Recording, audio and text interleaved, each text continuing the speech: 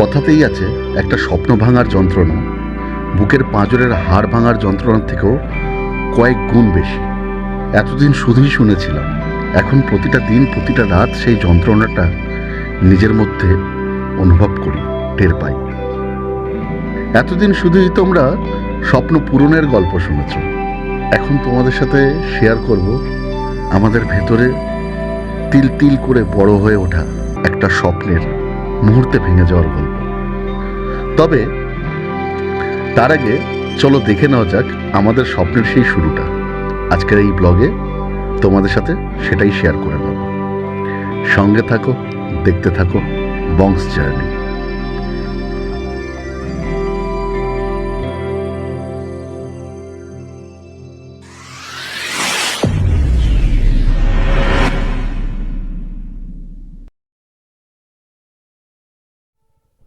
So friends, এখন মোটামুটি বাড়ি থেকে বেরিয়ে প্রায় 15-20 মিনিটের জাম কাটিয়ে উঠে পড়েছি জিটি রোডে।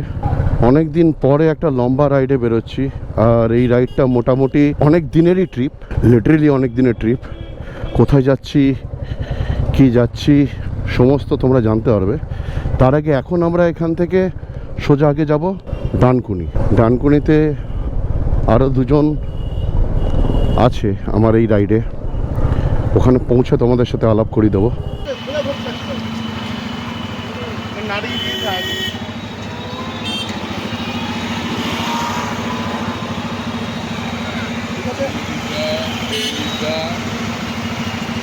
ফ্রেন্ডস, এই হলো আমার গাড়ি রেডি। পানিদা আমার অনেক আগে চলে এসছে। আর সুদীপ কোথায় গেল? সুদীপ আসছে, এই হলো সুদীপ। পরপর টোটাল 4 জন। আপাতত যা প্ল্যান করে রেখেছি, লখনউ যাচ্ছি এখান থেকে। অ্যাকচুয়াল ডেস্টিনেশন কোথায় তোমরা কমেন্ট বক্সে জানাতে থাকো, গেস করো। ঠিক আছে, চলো। ডানকুনি থেকে আমরা স্টার্ট করে দিলাম। আমার আগে আছে পানিদা আর পেছনে আছে সুদীপ, আর অ্যাজ অলওয়েজ আমার সাথে আমার পিলিয়ান মামুন। এখান থেকে লখনউ প্রায় 1000 কিলোমিটার। টার্গেট আর সাচ কিছু না, তবে ভাবনা চিন্তা রয়েছে যে ওইরকমভাবেই যাব।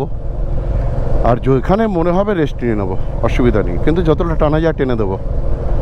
গরম প্রচুর, আজকে মহালয়া, মারাত্মক লেভেলের গরম রয়েছে।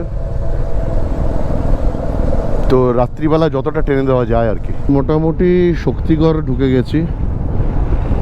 ডানকুনি থেকে জাস্ট 1 ঘন্টা লাগলো, এর ভেতরে শক্তিগড় ঢুকে গেছি আমরা। এখন ঘড়িতে বাজে 6:40। তো শক্তিগড়ে যেমন প্রতিবার হল্ট করি, এবারে আর হল্ট করব না, টান টান এখান থেকে বেরিয়ে যাব। এই গরমের ভেতরে প্ল্যান এটাই যে রাতটাকেই কাজে লাগাতে হবে আমাদের। এইভাবেই প্রোগ্রামটা করা আমাদের, যে দিনের বেলা যত কম বাইক চালানো যায়। তো এই রাতের যে সুবিধাটা, সেই সুবিধাটাই নেওয়ার প্ল্যান রয়েছে। ওই জন্য যতটা এগোনো যায় এগোবো। এখন আমরা রয়েছি তোপচাচিতে। অনেকক্ষণ ধরে রাইড হয়ে যাচ্ছে কন্টিনিউয়াসলি। তো তোপচাচিতে একটা চায়ের দোকানে দাঁড়িয়েছে, একটু রেস্ট হয়ে যাবে, তার সাথে চাটা খাওয়া হবে।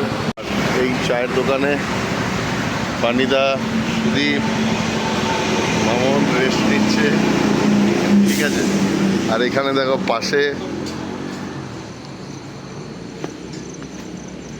রাজা মহারাজাও কা पूरा गर्दा उखाड़ दे लू, समझ ला। अच्छा, ये ग्रिल का उससे बना हुआ है। চা খাই, চা খেয়ে তারপর এখান থেকে বেরোবো। ঘড়িতে মোটামুটি রাত 11:15 বাজে। বরাবরের মতো ফুললি লোডেড, প্রায় 20-25 দিনের জিনিসপত্র লোড রয়েছে। এই হলো সুদীপের বাইক NS 250, আর ওদিকে রয়েছে হন্ডা। আর এই হলো আমার রেড বুল। আমরা ধানবাদ থেকে আর 35 কিলোমিটার দূরে রয়েছি। আর বুঝতে পারছি না তোমাদের দেখাবো কী করে। দেখো প্রথম কাশ ফুলের দেখা পেলাম ঠিক এইটুকু জায়গার ভেতরে। দেখো এখান থেকে কাশ ফুল ভর্তি। একটা পেট্রোল পাম্পে দাঁড়িয়েছি, ঝাড়খণ্ডে পেট্রোলের দাম কম, ওই জন্য অল্প অল্প করে তেল ভরতে ভরতে আসছিলাম। সবাই ভরে নিচ্ছে, পানি দাও ভরে নিচ্ছে, সুদীপ ভরে নিচ্ছে, সবাই ফুল ট্যাঙ্কি করে নিচ্ছি। ঘড়িতে বাজে 3:30 রাত্রিবেলা, আর আমরা এখন গয়া আর ঔরঙ্গাবাদের মাঝামাঝি রয়েছি।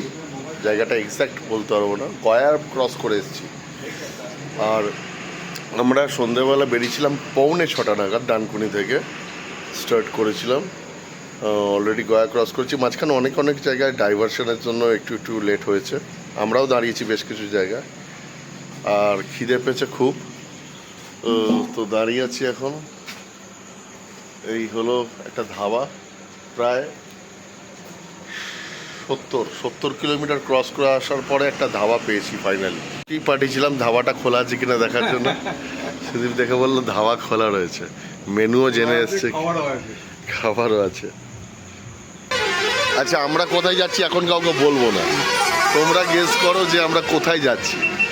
আপাতত এখন লখনউ যাচ্ছি, ঠিক আছে। এই হলো রুটি আর কি পনির, এটা ওই যাই হোক একটা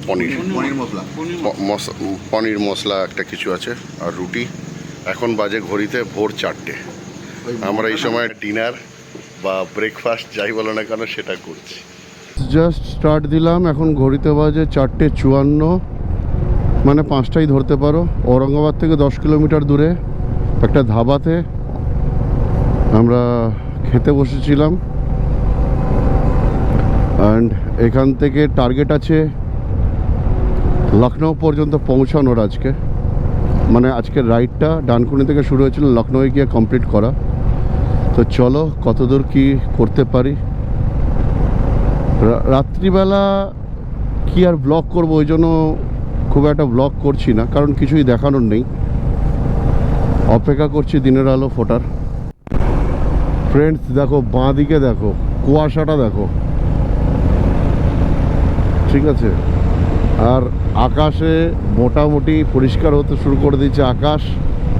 কালকে এই সময় আমরা মহালয়ায় বীরেন্দ্রকৃষ্ণ ভদ্র শুনছিলাম, আর আজকে দেখো আমরা কোথায় পৌঁছে গেছি। ভোরবেলা খেয়ে দিয়ে গায়ে জোশ চলে এসছে, এখন সবাই আমরা টানছি, মোটামুটি গাঁ গাঁ করে টানছি। ঘড়িতে বাজে 5:43, আর এই মুহূর্তে ক্রস করছি আমরা সোন ব্রিজ। পুরোটাই নদী, কিন্তু নদীর মাঝখানে যে চড়াটা দেখছো, একটা মানে একটা গ্রাম রীতিমতো, ওটাও কিন্তু নদীর মাঝখানেরই চড়া। মানে আমাদের ওদিকে যেমন নয়া চর বা এই ধরনের জিনিসগুলো, এখানেও তেমনি একটা চর হয়ে রয়েছে। মনে হতে পারে যে ওই পাশে একটা নদী, এই পাশে একটা নদী, বাট বেসিক্যালি পুরো নদীটাই একটা।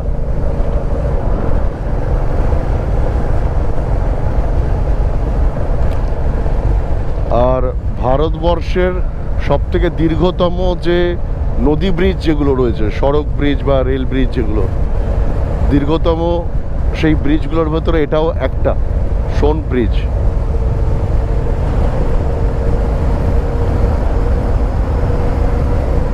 তবে ওই পাশের বালির পরিমাণটা বেশি।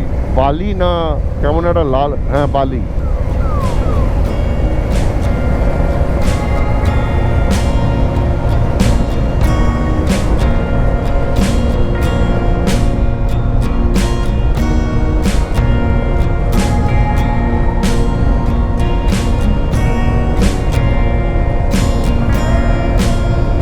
চারপাশে খালি পাহাড়ই পাহাড়।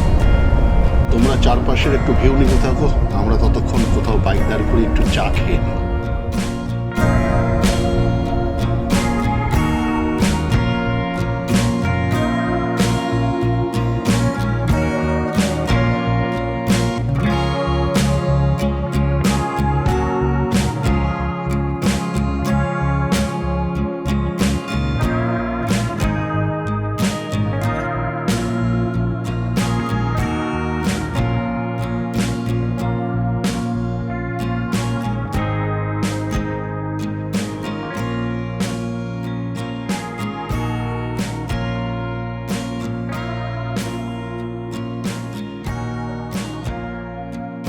চাটা খেয়ে জাস্ট বেরোবো, তার ভেতরেই একটা ম্যাসিভ অ্যাক্সিডেন্ট হয়েছে শুনছি, যে কারণে চোখের সামনে এত জ্যাম লেগে গেল। তো আমরা অপোজিটের রাস্তাটা দিয়ে যাচ্ছি। যদিও এভাবে প্রয়াগরাজ যাওয়ার সময় যাওয়ার অভিজ্ঞতা রয়েছে আমাদের।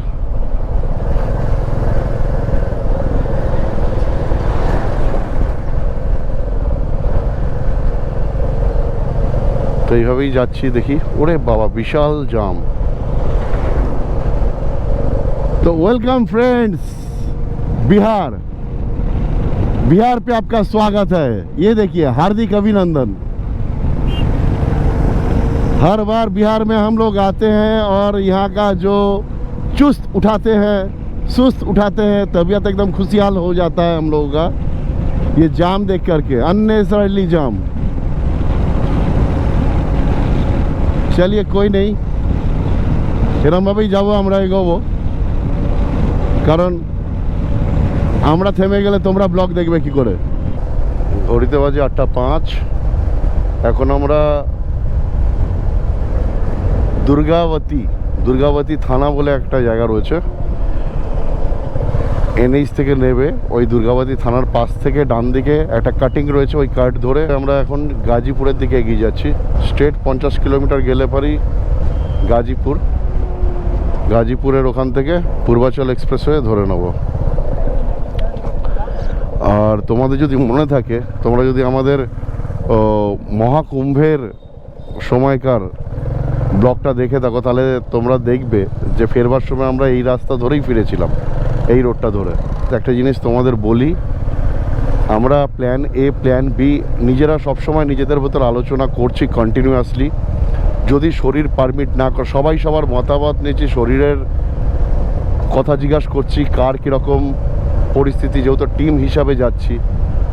তো আমাদের কাছে প্ল্যান এ প্ল্যান বি বানারসে ওয়েট করতে পারতাম বা এখানে ওয়েট করতে পারতাম, যেমন প্রয়োজন হবে, প্রয়োজনের তাগিদে যেভাবে হবে সেইখানেই থেমে যাব আমরা।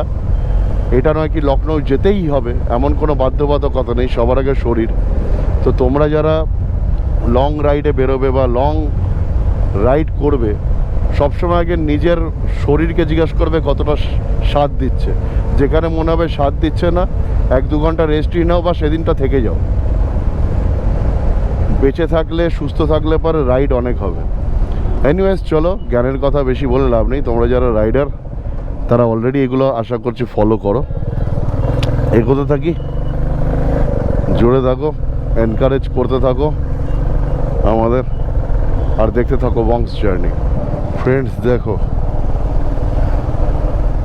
এই যে গঙ্গা যেটা বেনারস যাচ্ছে, ঠিক আছে,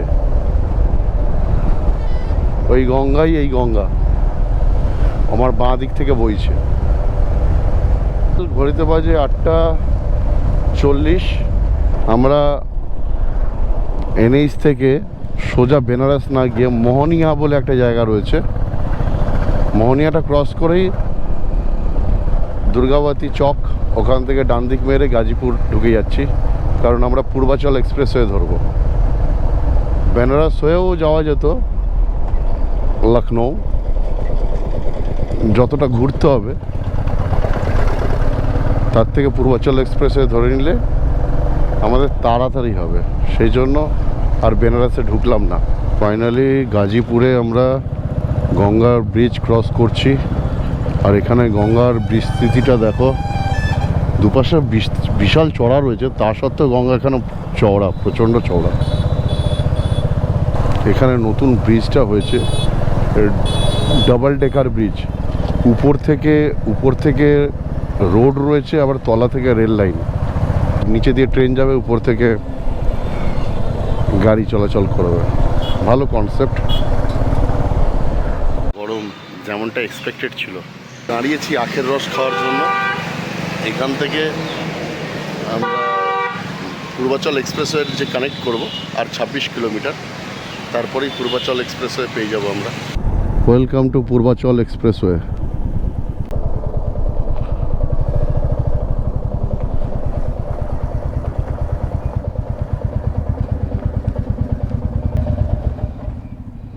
305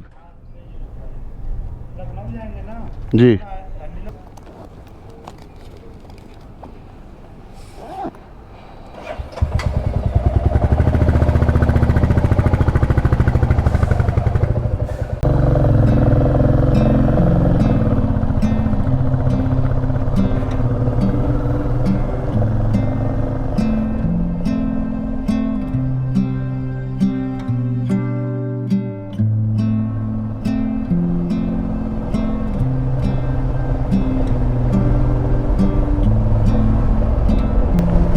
এইটা যেখানে শেষ হবে আমরা সেখানেই যাচ্ছি, মানে লখনৌ।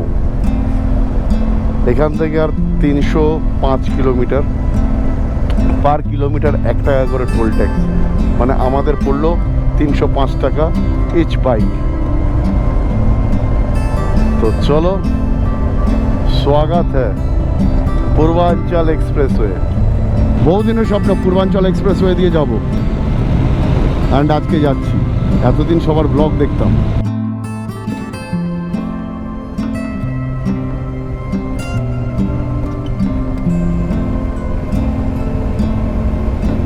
শেষ পর্যন্ত আমরাও পূর্বাঞ্চল এক্সপ্রেসওয়েতে।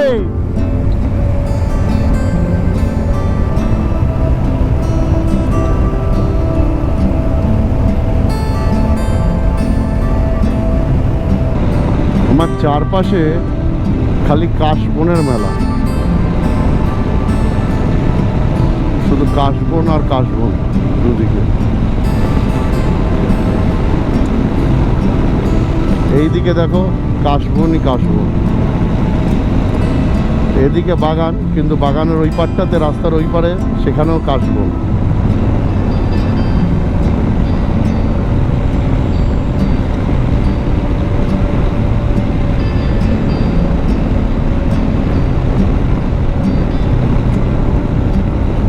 দেখতে পাচ্ছ খালি কাশবন।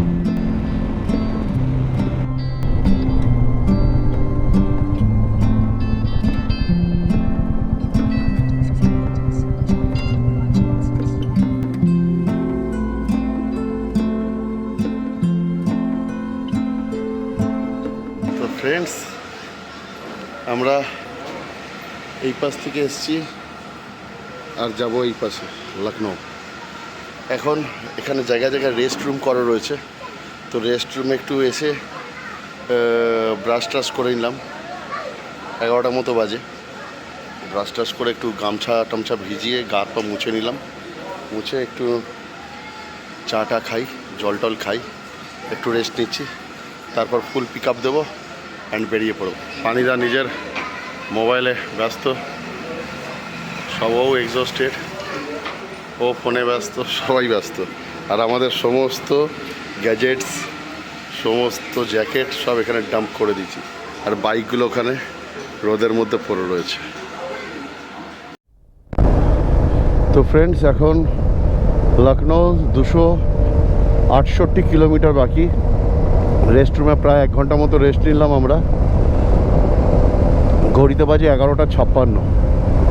এবার টান টান বেরোবো। প্রচণ্ড দাবদাহ, জাস্ট পারছি না।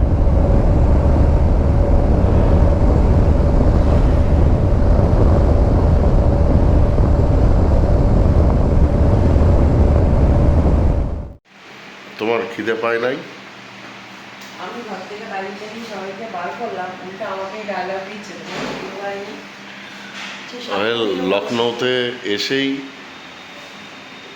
এই হোটেলটা আমরা অধিকার করেছি একটা রাতের জন্য, ঠিক আছে, কিছু স্বল্প মূল্যের বিনিময়ে। ভীষণ সুন্দর একটা অ্যাম্বিয়েন্স। ঘুমিয়ে পড়েছিলাম তো স্নানও করিনি, এসে জাস্ট এসিটা চালিয়েছি, ঘুমিয়ে পড়েছি। তো কিছুই খেয়াল ছিল না। এখন ফ্রেশ ট্রেশ হয়ে খিদে পাচ্ছে, তো খেতে যাচ্ছি। এখানে বাইকগুলো পার্ক করা রয়েছে, এই 3টে বাইক পরপর। কানহা ইন, চলো। এটা অ্যাকচুয়ালি প্রপার লখনৌ না, সুলতানপুর আর লখনৌর মাঝামাঝি, ঠিক আছে। যেহেতু আমাদের সকালবেলায় আবার লখনৌ আগ্রা এক্সপ্রেসওয়ে ধরবো, তাই ভেতর পর্যন্ত ঢুকিনি। দেখো এসে গেছে খাবার, এরা খালি রুটিটা নেয়নি, ঠিক আছে। সবকটা স্পেশাল থালি, মটর পনির, ডাল, সুখি সবজি, সালাড, রুটি অ্যান্ড চাউল। তো মামন রুটিটা নেয়নি, তার বদলে চাউল। আর এখানে রয়েছে হারি মির্চি। আজকে সারাদিন পেটে ভাত পড়েনি, তো ভাত পড়েছে, এটাই সব থেকে বড় কথা। এটাই খেয়ে হোটেলে যাবো, হোটেলে গিয়ে কিছু কথাবার্তা বলতে বলতে তারপর মেকআপ করে আজকে